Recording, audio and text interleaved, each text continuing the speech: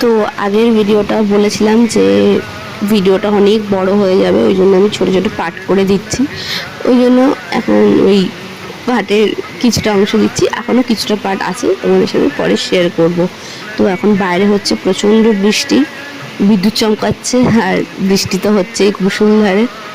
আর এদিকে আমি জানলার ধারে বসে বসে তোমাদের সাথে ভয়েস দিচ্ছি।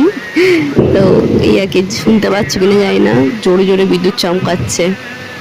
যাই হোক, সকাল থেকে উঠে আমার প্রচুর প্রচুর কাজ থাকে, যেগুলো সব বউদেরই থাকে, সেরকম আমারও প্রচুর কাজ থাকে। প্রচুর কাজ করার পরও যখন বউদের শুনতে হয় না যে কি আর কাজ করতে হয়, শুধু তো খায় আর ঘুমায়, টুকটাক তো একটু কাজ করে, তখন কেমন লাগে না শুনতে। যাই হোক, কিন্তু এদিকে কত কাজ করতে হয়, কাজ করে করে বিধ্বস্ত অবস্থা হয়ে যায়।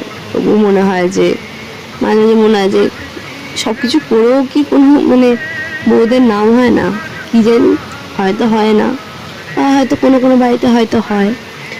তো যাই হোক, তো ভেবো না যে আমার সাথে রিলেটেড, এমনি বললাম, মনে হলো।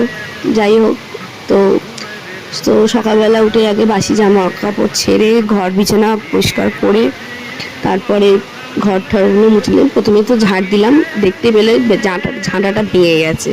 তো যাই হোক, জোড়াতালি যা করে কষ্ট করে ঝাড় দিয়েছি, ঝাড় ঠাড় দেওয়ার হয়ে গেছে। তারপরে ঘর ঠর ভালো করে পুষো করে মুছে নিয়েছি। আর দিনে যে অনেকবার বলেছি জল ভরি, তাই জল ভরছিলাম। জল টল ভরে নিয়ে মানে এত কষ্ট হচ্ছিল, মানে গরমে এত কষ্ট হচ্ছিল যে মানে কি বলবো। তারপরে আর পাচ্ছিলাম না, তাই জন্য ফ্যানের তলায়, ঘরে এসে ফ্যানের তলায় বসে একটু ঘামটাকে শুকাচ্ছিলাম, কারণ ওই ঘাম গায়ে চান করলে ঠান্ডা লেগে যাবে। ওই জন্য দেখতে পাচ্ছ আমার কেমন বিধ্বস্ত অবস্থা। তো যাই হোক, এটা আমার মিনি ব্লগ ছোট্ট, আবার পরের পার্ট আসবে। তো এই ভিডিওটা ভালো লাগলে একটা সাবস্ক্রাইব, লাইক আর কি বলবো, কমেন্ট করো। আর সাবস্ক্রাইব করতে একদম ভুলবে না কিন্তু, ঠিক আছে?